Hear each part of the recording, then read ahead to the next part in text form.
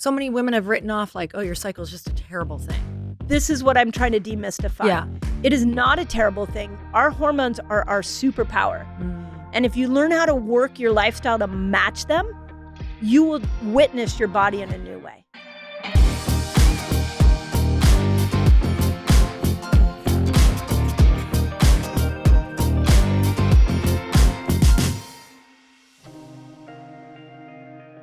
Mindy, welcome to the podcast. Thank you so much for coming on. Oh, I'm so excited to be here. I can't wait for this conversation. So thank you for having me. Yes, I'm so excited too. And we literally just got stopped by my podcast producer and said, stop talking about all the good stuff before the podcast starts. Yeah. Because already I feel like, number one, you're so easy to talk to. Learned that very quickly. Yeah, from thank the you. moment you walked in. Thank you. And number two, I know that you are just a wealth of knowledge, and I can't wait for people to hear this podcast, because I shared with you that a lot of the audience is entrepreneurs or wannabe entrepreneurs or big dreamers.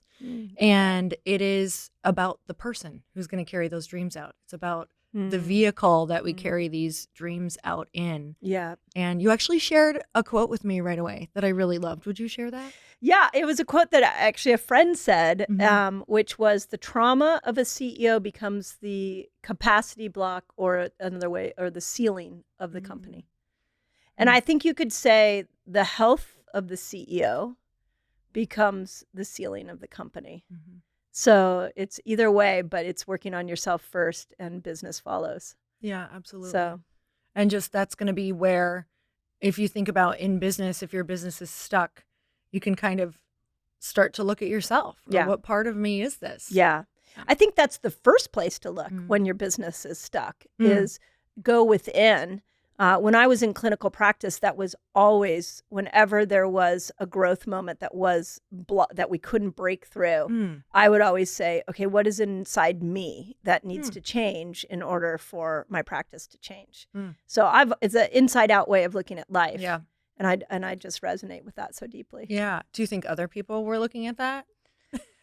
That's a great Or not. question. I mean, it's really interesting having a now. I've closed my practice because we do everything online now, and we have a team of around 30 people. And because what we do is educating women on health, most of my team is female, and there is an expectation, a gentle expectation of what I call live it to lead it. If we're gonna lead this type of lifestyle, then we need to live this type of lifestyle. And everybody seems congruent with that. But as you know, as a boss, I can't tell you what to eat. I can't tell you how to take care of your health. But I think, as I've noticed, my staff is the ones that have fully embraced what we're teaching are have the most vibrancy. They have the best stamina. Their mental clarity is great. So I think they figure it out for themselves. So you wrote a book that you are kind of on a never-ending tour right now. People just keep wanting to talk about it. They do. So you launched, but everyone's like, no, you're coming on my show. You're doing this. You're doing that. Because it's a hot topic. So your book, Fast Like a Girl, and you've also written another book, but this one was this last year. Yeah. And you take into account women's hormones, menstrual cycles, all of the things that weren't originally thought about when we learned fasting. Yep. I had fasted and still do once in a while. I probably am doing it more like you're teaching. Yay. But I fasted for about 7 years, and I loved it. Still actually love it, but want to learn more about it, which is why I feel like you're in my atmospheres. I'm like, oh, I want to learn more about how to do it where I feel a little better. So tell me about why this book, like what was inspired by this book? Well, so originally, everybody always says, well, how did you figure out how to time hormones and fasting? Yeah. It was because I was my first patient. I'm 54 now, and at about 43, all my hacks for health went away. So I was a competitive tennis player in my younger years. I loved working out. I've always eaten really well. I detoxed. I did everything right. Yeah. And at 43, my health just started to unravel. And yet I was doing everything right. Oh, man. So I didn't get why it was unraveling. And so that's when, about that time, fasting started to come to the surface. And Jason Fung wrote a book called The Obesity Code. And he really gets a lot of credit for bringing this to the mainstream world. And in The Obesity Code, he was the first ones to say, weight loss is not about calorie in, calorie out. Weight loss is a hormonal issue. And the hormone you want to balance is insulin. So he started this huge fasting movement of people that I call OMADers, 1 meal a day people. Everybody just started eating 1 meal a day, leaving all this time for fasting, and they lost a ton of weight. So as he was over there teaching that, I was discovering the principles for my own perimenopausal body. I started teaching how to fast in a cyclical way. I was doing it for hormones with my patients in my clinic. And one day somebody said to me, you should probably teach this on for the world. How about you do a YouTube channel? And I was like, okay, I guess I could do that. And so I put a couple of videos up about fasting and the benefits of fasting and the benefits of fasting for women on my YouTube channel. And one day one of those videos took off. Wow. And it went viral, and my channel just grew. And it was all with women who said, I loved fasting, but I lost my hair. I love fasting, but I lost my cycle. I loved fasting, but I'm really anxious and depressed now, even though I'm the weight I want to be. Like, the stories from women just poured on to our channel, and I just started listening and tweaking and trying to understand how a woman was supposed to fast. And here we are. I mean, there's 63 million views on that channel now. And so many women gave me so much feedback, and we perfected, as a group of humans, I give them a lot of credit. We perfected a formula for women in fasting that works. Oh my God. So tell me what that looked like when you were, because you said you were the guinea pig. Like, you were the first person. I was the first guinea pig. What were you first noticing? Because you had started fasting. Yeah. What were some of the things that you first started noticing about it that weren't necessarily working for you? Yeah. So when I learned how to fast, what I was noticing at 43, let's start there, was weight gain for no particular reason, because my hormones were shifting. And we can talk a little bit about why that was. Then when I started to fast, I lost weight, my mental clarity, energy, everything felt great. But then I lost my cycle. So at like 45, I lost my cycle. Wow. And I thought, okay, am I going into menopause? But if you look at hormones, you want to have your hormones as a woman as long as you possibly can, because estrogen is very protective to our brain, to our cardiovascular system. So if you're going into menopause at 45, not a great situation. Wow. The average age to go into menopause is 52. So I went to a friend and I was like, I love fasting, but my gosh, I lost my cycle. And it was actually a male friend. And he said to me, you need to step out of fasting. And so that's when I started to really look at the nuance of, there's a time for a woman to fast and a time for a woman not to fast. Okay. And when I applied that rhythm to my own life, my cycle came back. And I just went into postmenopause now at 54. Wow. I'm finally in postmenopause. So it was really learning that a woman's body needs it sometimes and sometimes not. Okay. So what's the idea? Let's back up for anyone who doesn't understand why fasting is beneficial. Yeah. Can you tell us a little bit about that? Yeah. So this is the best way I can explain it. Okay. Everybody always says my metabolism, I did this, it sped up my metabolism. Or I can't tell you the number of times people would come into my clinic and go, I think my metabolism has slowed down. So here's the deal. We actually have two metabolisms. One that gets triggered when we eat and one that gets triggered when we don't eat. And we, as humans, this is for both men and women, we are meant to switch in and out of these two metabolisms. So whenever we're talking about food, we're talking about what I call the sugar burner metabolism. Okay. So you eat food, it turns into glucose. Glucose goes into the cell, stimulates the mitochondria of the cell, and the mitochondria makes something called ATP, which is energy. Okay. But the mitochondria also needs other fuel sources, and one of those is a ketone.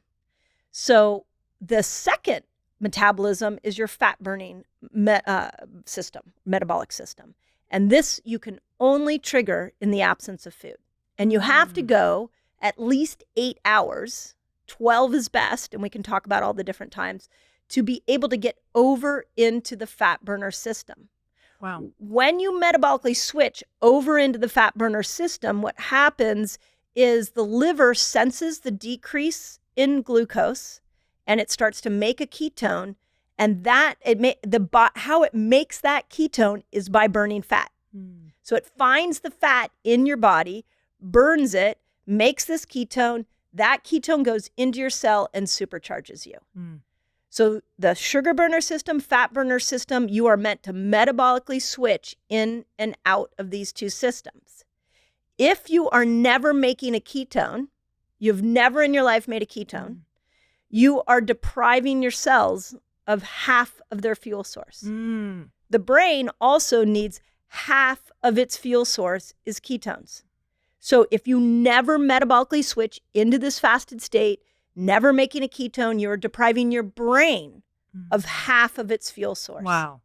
And the beautiful part, if you're looking for weight loss, is that when you switch in and out and you give your body glucose and you give it ketones, the only way you can make ketones is by burning fat.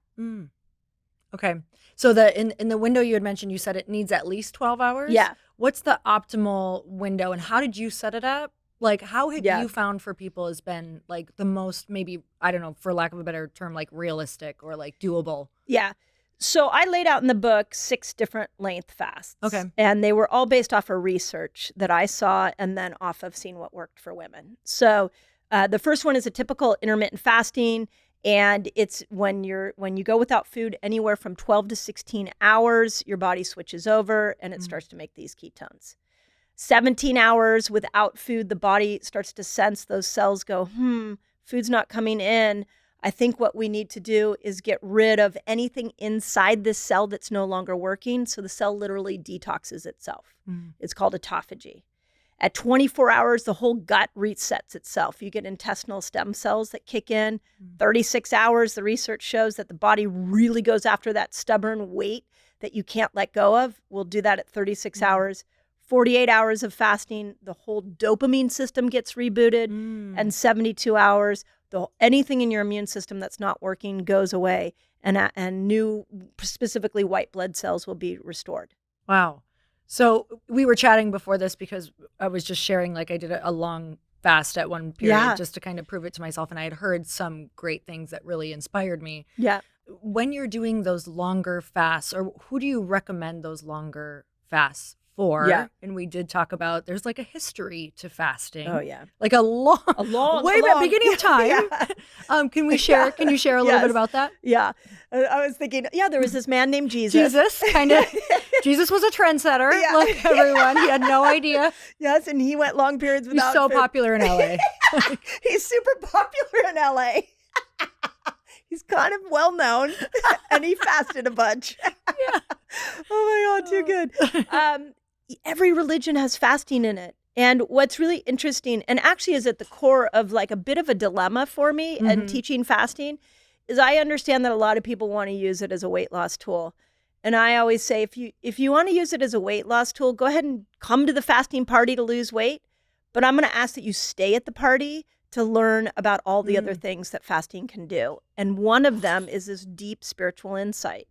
You talked about the 7-day fast you went on. When you go that long without food, the insight, the inspiration, the downloads are insane. Insane. Yeah. I had no idea that was going to... Someone had told me a little bit about theirs, so I think I was so curious about unlocking that potential. So I didn't understand, though, how clear things would be. Yep. And the amount of energy I actually experienced. Don't get me wrong, there were some dips, but for the most part, it was almost as if I understood, well, I 100% understood that energy doesn't necessarily only come from food. Yeah. Because there is an outer source that I was getting fueled by it blew my mind. Yeah. The first time I learned fasting, every January I would pull all my patients together and I would say, okay, here's what we're going to do for the new year. This is how we're going to set our intention with our health. And they would bring family and guests. So I had just discovered fasting and I thought, okay, I've been teaching nutrition to my patients. Now I need to tell them to not eat. How the heck am I going to prove to them outside of the research that they're not going to pass out? So I said, okay, well, why don't I go on a really long fast and give the presentation in a fasted state?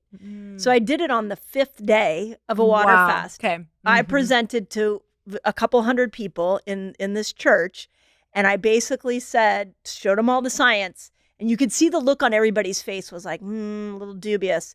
And then I just revealed I have not eaten in 5 days. Wow. And people were convinced. And I think you do not know until you go into it the amount of mental clarity and energy that you will get. And that's a ketone.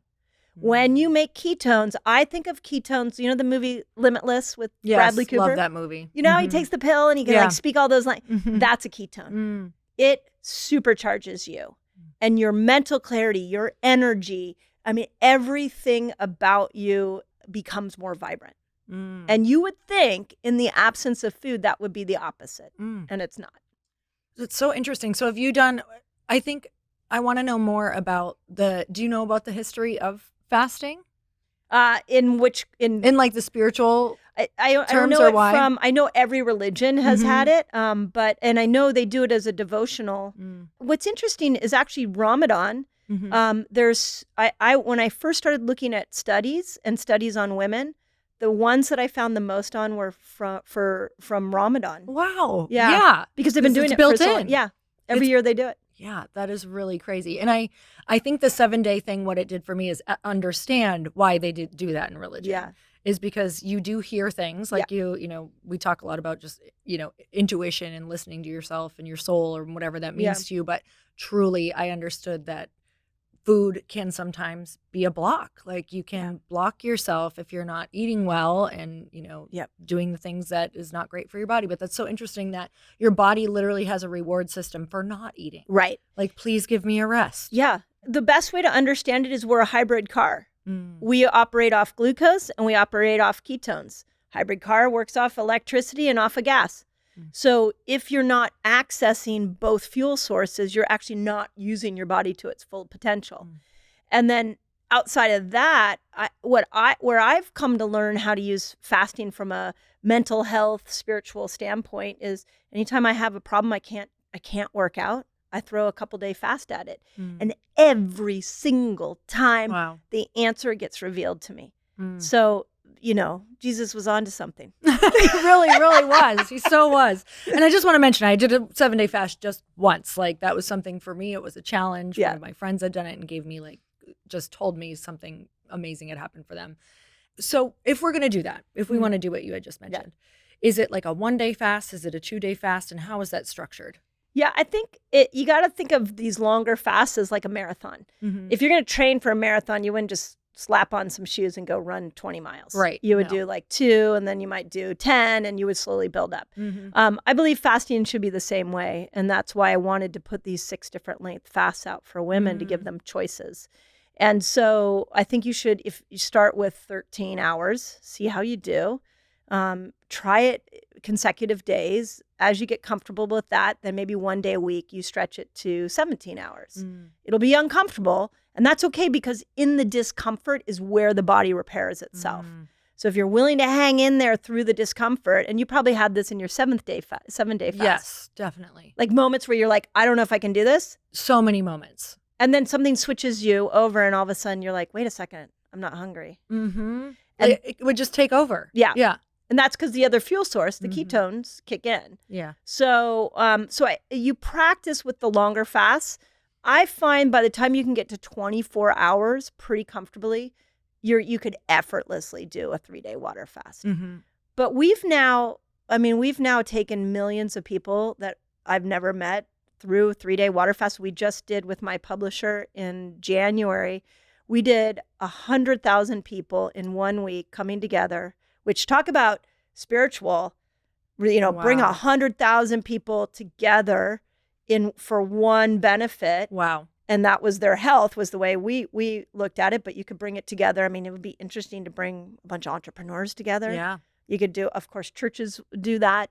You can lead people successfully through these 3-day water fasts, and knock on wood, we have not had one situation where somebody has had to go to the emergency room or because the body was meant to fast. Wow. I can't imagine just the insights and conversations. Yeah. And probably even crazy friendships that came out of doing something, because that's kind of a big moment for a lot of us. We've never ever, many of us have not ever been taught that not eating is good for you. That's right. Like I grew up in the 80s. Like Yeah. all they wanted us to do was eat. Right. You know? Right. Yeah. Or and eat more and your metabolism will be faster. Yes. Eat more. Yeah. I went through the whole like 6 meals, 8 meals. I was in the fitness Yeah. industry for a while. And I'm like, should I be eating 8 meals? I mean, I was exhausted just eating little meals all the time. So it's funny because I spent a lot of time trying to understand this 6 meal a day thing. Yeah. And I can't find any research that can show me that each time you eat a meal, you speed up your metabolism. If anything, you should look at your 24 hours as I have an eating window and I have a fasting window. And all of your food should be eaten in a certain time period, and you're leaving longer time periods for not eating. And when you look at the research on that, like the greatest study ever done, or one of the greatest, there's so many good ones, was done on 16/8. So that's 16 hours of fasting, 8-hour eating window. And basically what they found was that you could eat whatever you wanted. You could eat the worst Western standard, horrible, inflammatory, high sugar diet. And as long as you ate that in 8 hours, leaving 16 hours for rest, for fasting, you were metabolically immune from high blood pressure, from gaining weight, from cholesterol going up, from inflammation going up, because you gave your body 16 hours of rest. I mean, I can attest to that because I went from, being in the fitness industry for a long time, like meticulously really watching my food. Yep. And then getting to a place where my life got busier. My job got busier, traveling became more, and that became something that was really challenging to like eat in these certain windows and get healthy food all the time. And so that's when I started dabbling in intermittent fasting, and I just noticed I was able to stay the same, like with eating things that I actually like enjoyed a little more. There was a lot more wiggle room to what I was doing, and my energy went way up. That was huge for me. I noticed that I just had all of this energy in the afternoon that I wasn't having. Like I was that girl that 3:00 was like, oh my God. I was like, I can't go on. I just want to sleep. So tell me about someone who's curious about it right now. How do you let us know about the time frames, but how do we set that up as women, like with our cycles and with hormones? How do we know what to watch for? What can we tweak? How do we ease into it? It's and this is such a good question, and this is where women kept tripping on themselves as they were practicing fasting. So here's the best way to understand this. Men work off a 24-hour hormonal cycle. So every 15 minutes or so, they get testosterone, and then it like pulses Lucky in. them. I know. Have you ever heard? I was on Diary of the CEO. I was on Stephen Bartlett's podcast, and he's like, "What?" And I'm like, "Yeah, you know what we say about you." You've done it 4 times. Yeah, I'm like, you know what we say about you? He goes, "You say stuff about us?" I'm like, "Yes."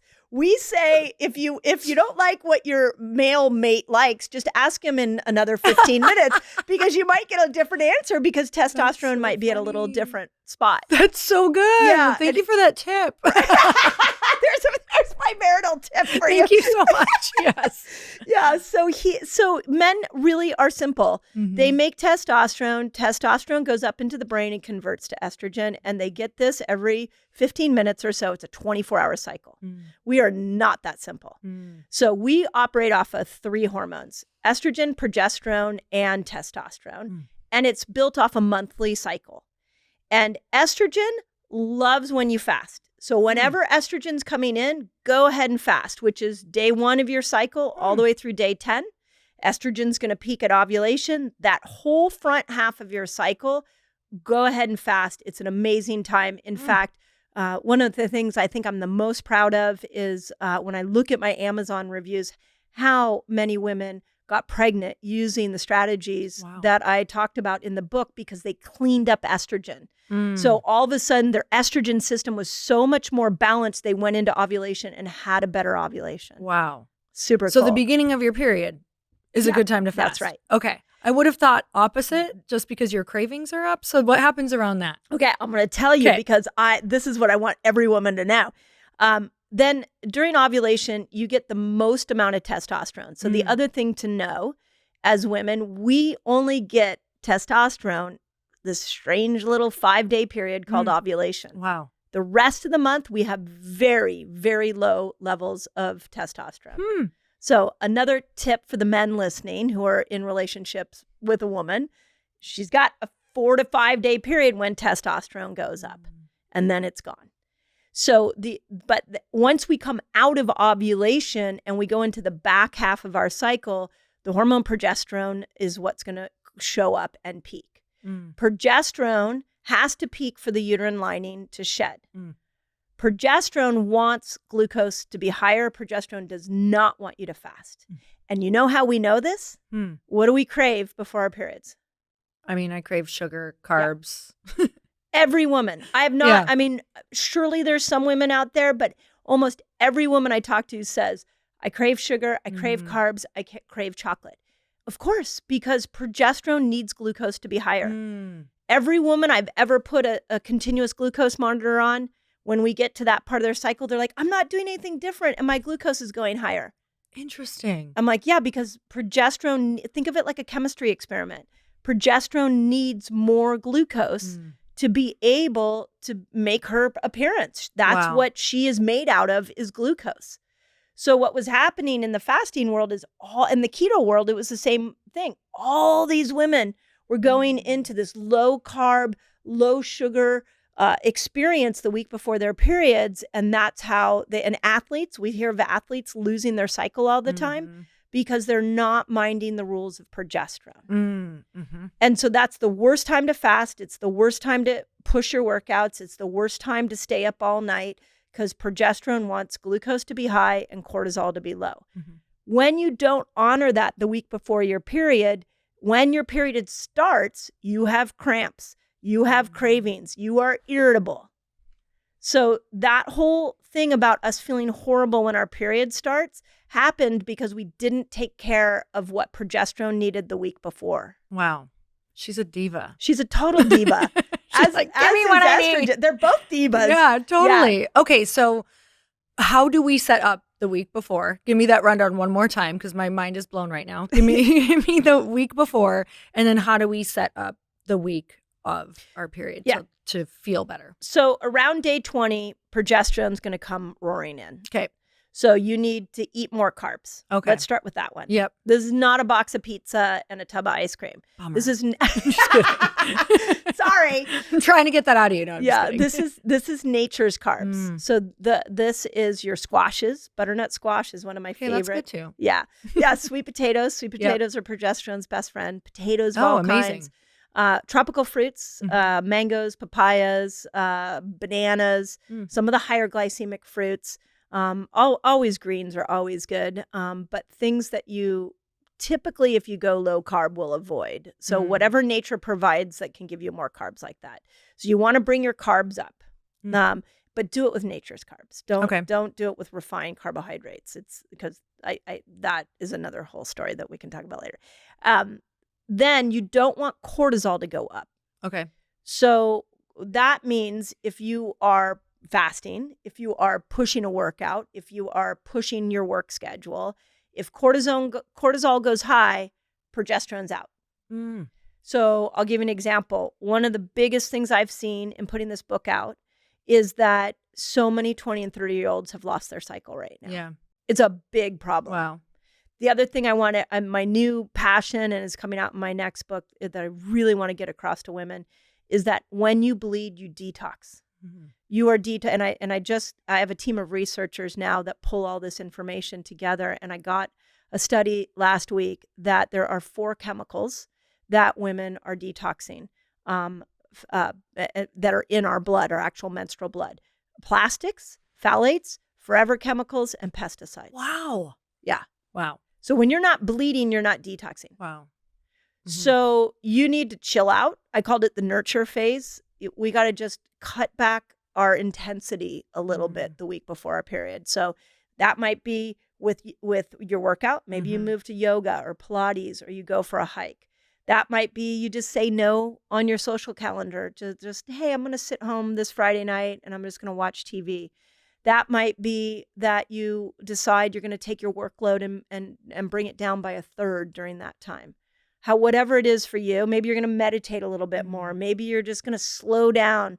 I've heard some women say that they just that week, they just they move a little slower. They give themselves a little more grace. Just life intensity needs to come down that week so cortisol isn't peaking. Because the minute cortisol is peaking, progesterone's done. Wow.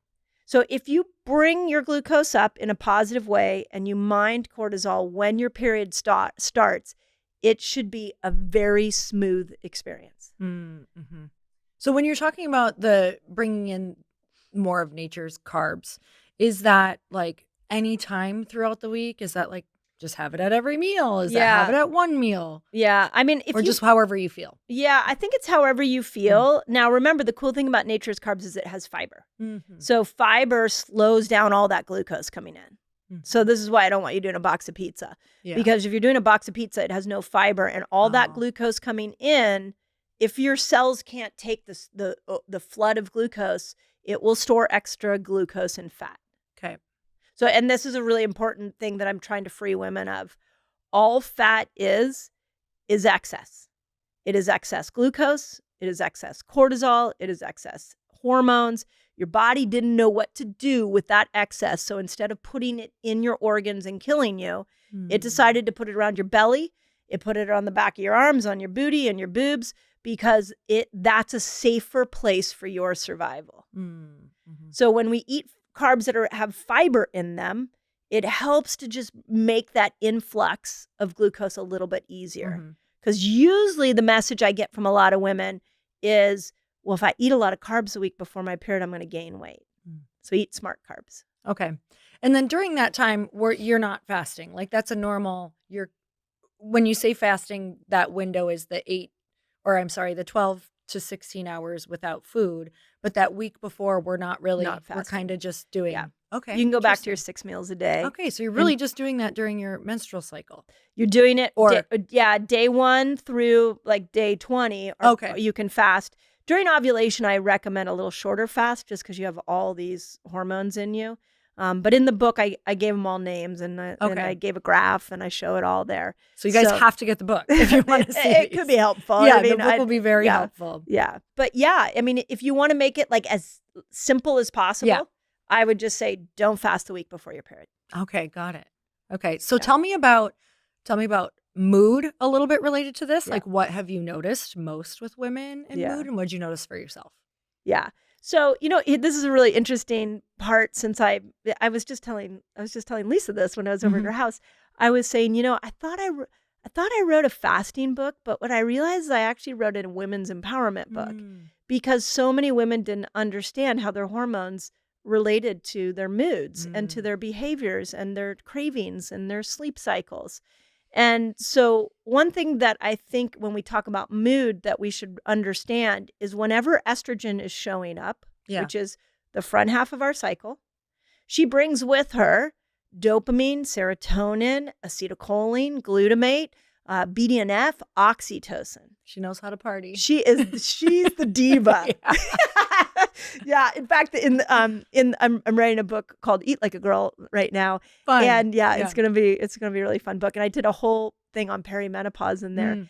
And I was like, the diva's gone. Like, and with her, like, give her an encore. Friends. Like, everybody give her an encore. Like, she's out. And with it goes her friends, which is why menopausal women are depressed and they can't think, is because the estrogen brought with her all those neurotransmitters. Yeah. So when you learn to cater to what estrogen wants with food and fasting, and you can do it with other life strategies, then she shows up and she brings all these friends with her. And front half of the cycle, you should feel great. Yeah.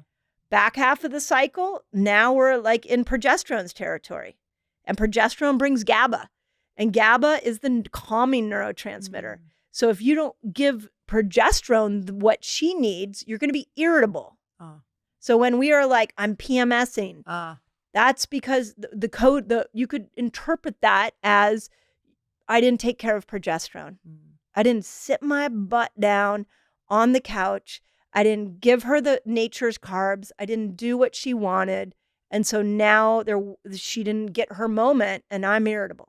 Does that make sense? Yeah, totally. So mood throughout, if we just take care of that, let's talk about like mood throughout the month? Is there a way to keep that more stable throughout the entire month? Yeah, so I think the natural mood is day 1 through day 10. You should, usually the first 2 days, all women are a little bit like, not sure how I'm feeling, but there is a general sense of relief when our periods start. Yep. But the first 10 days, it should be an uplifting time. You should start to feel brighter, a little bit happier because of all those neurotransmitters. During ovulation, testosterone isn't just libido. Testosterone's motivation and drive. So you should feel a little more motivated, and you have estrogen at her peak. When estrogen peaks, we have access to both sides of our brain, right and left brain. This is really good for entrepreneurs to know, is that you've got testosterone for motivation and drive. You've got estrogen that's giving you all these neurotransmitters and allowing you to have access to both sides of your brain. And you have a little bit of progesterone. I think every company should take all the ovulating women and put them in one room. Seriously? Yeah. A think tank. A think tank of ovulating women. I'm waiting for somebody to do that, please, and tell me how it goes. That is our glory moment. That is when we are absolutely our best. And we should be that way. Now, not everybody's that way at ovulation. And that's because they're not learning how to live with this cycle or how to live their lifestyle according to their hormones. But that's how we should feel. Yeah. Wow. I mean, I think some people are listening probably like mind blown that you can even take advantage of these things and that there's a lot of power in yours. I mean, so many women have written off like, oh, your cycle is just a terrible thing. This is what I'm trying to demystify. Yeah. It is not a terrible thing. Our hormones are our superpower. And if you learn how to work your lifestyle to match them, you will witness your body in a new way. Wow. And the fact that, there's so many interesting reasons why, birth control being a big one that has, and I don't have a good solution for birth control. I've been searching and searching. I think it's not in the female body. It's probably in the male body because we're so sophisticated, our hormonal system. But we've just manipulated our menstrual cycle through birth control, through stress, through pushing ourselves. So we're out of natural rhythm. So when you hear this, you're like, what? I don't feel like that. Right. So, but that's how you're supposed to feel.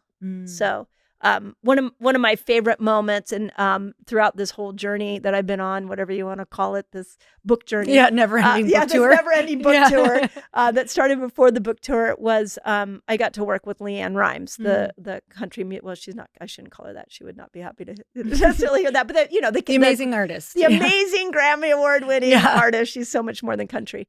When we first started working together, she would go into ovulation and she would tell me, I feel so bitey. And I was like, God, that you shouldn't feel bitey. You must be missing something. Yeah. So we really worked with her lifestyle during that ovulation window because, and once I knew we nailed it when she started going through ovulation and telling me that she felt great.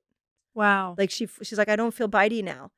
So if you're not feeling that way at ovulation, I really, really, really recommend that you take a look at those 3 hormones and what they need. And if you cater to their needs, you will notice ovulation is much better. Right before our period, when progesterone's coming in, we're meant to chill out a bit.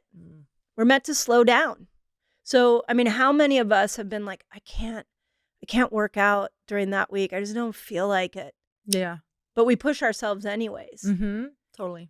So you're supposed to be a little bit softer, a little bit more inner. You're supposed to be not as excited to go do everything the week before your cycle. That is how you were designed to be. And if we're going and doing that and pushing, we're almost like erasing because we're raising our cortisol we're causing a problem. So the thing that maybe we're attached to, like, oh, but maybe I'm going to gain weight if I don't work out as hard. That's, this many days out of every single month. You add that, like, people who are really in that, like, frame of mind. Yeah. We're probably not doing any good, basically. That's like, right. Yeah. Again, like you're saying, your mind is blown. I think this is such an important conversation for all women to have because when we have hormonal imbalances, we have chronic disease. And we have autoimmune. I mean, the autoimmune conditions, 80% of them happen to women. So we've got to bring our lifestyle back in balance with our hormones. And so it is a little bit of a moment of like, wait a second, that's not how I feel. Well, let's roll up our sleeves and have the conversation as a collective group of women as to what we should be doing at these different parts of our cycle, because we are not meant to live the same way, do the same exercise, the same diet, the same approach all month long. So you had mentioned something I don't want to skip over. You were talking about motivation. I think probably people listening to this podcast are like, tell me more about that motivation piece and what this does for motivation. Yeah. Well, so our motivation hormone is testosterone. And if you have a cycle, she comes in day 10 to day 15, and she ramps up your motivation, whether it's your motivation to have a baby or your motivation to get a job or start a new project. She's there to really get you to move forward. So menopausal women, which we should probably touch a little bit on that. If we stay in a stress state, we start to lose testosterone, which is why a lot of women who are either type A and or live a high stress life and they're going through menopause, their libido goes because testosterone goes. So testosterone you got to cater to her. There's no food or fast I can tell you that will ramp up testosterone. So testosterone does not like cortisol to be too high like progesterone. So usually it's a stress related thing. When women have really low testosterone, that's a stress situation. How do you feel about, there's so much conversation around hormone therapy. How do you feel about that? Does that go along with intermittent fasting? Do you think it's a good thing, a bad thing? I'm really excited the conversation's being had. I can tell you as a 54-year-old postmenopausal woman, like, whew, that was an extreme sport. Like, wow. That menopause thing, it's a thing. Wow. But what my experience has been is you could put a hormone replacement therapy patch on and your life changes. I put one on and I'm going to kill somebody. Somebody else does a testosterone pellet in their booty and they're like, oh my God, all I want to do is work out and have sex with my husband.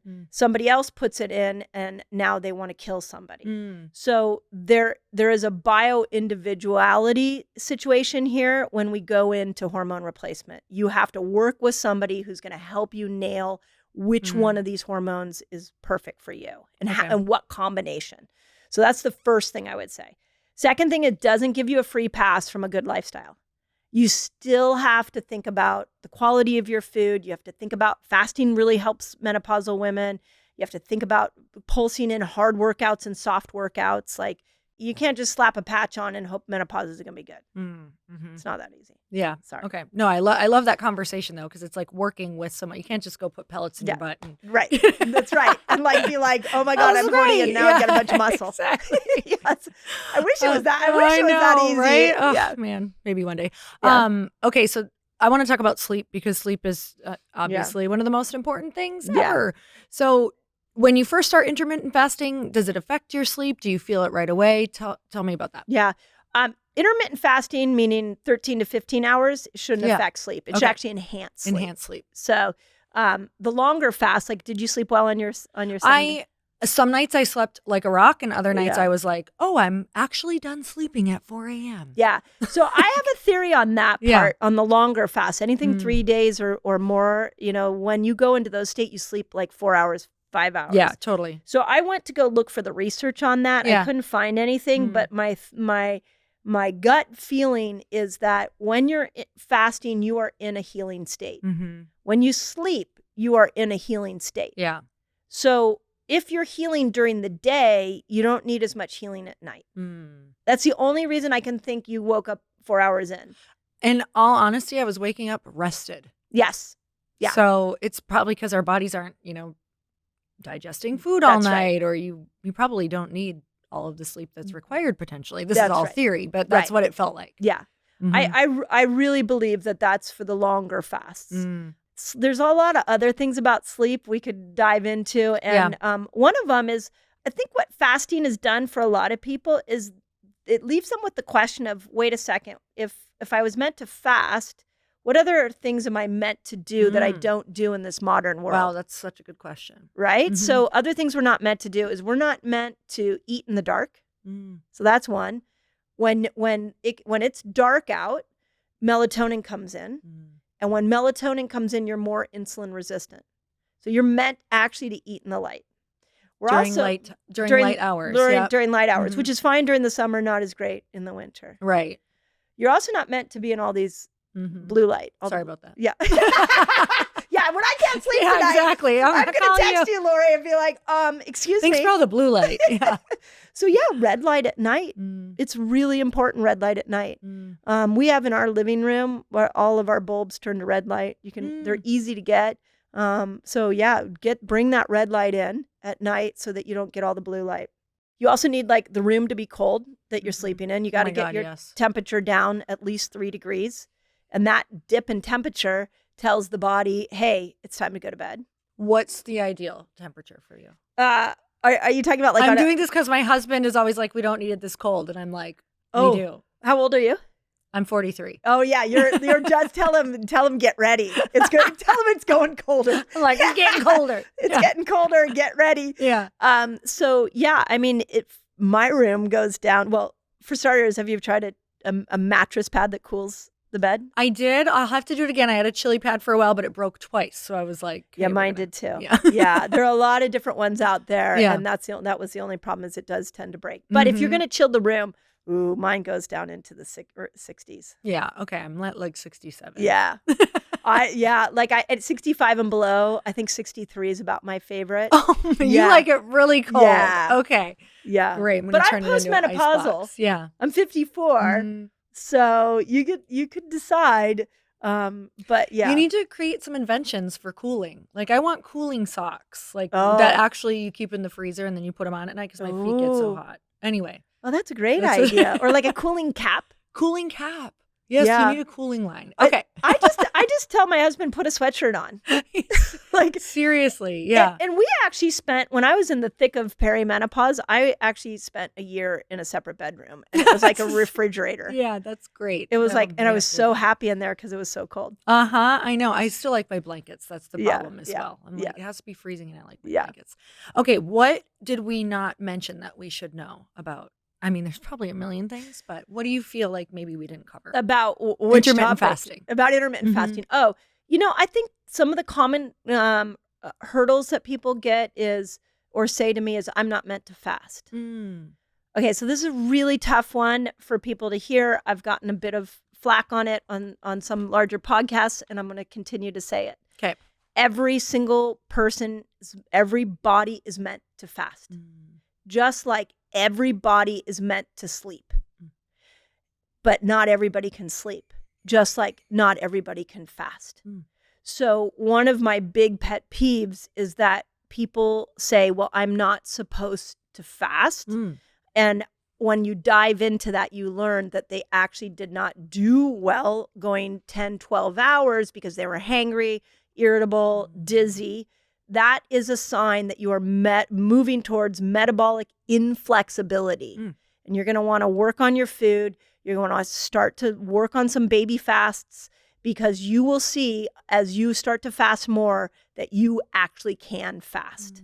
When you say metabolic inflexibility, what does that mean? Does that mean we're actually training our systems to never be able to go without food? You're not switching into that fat burner state. You're staying stuck in a sugar burner state. So we actually want, it's almost like the more we feel we can't fast, the more it's important for our bodies to fast. Yeah. One of my favorite podcasts I did on my podcast was with a cancer expert.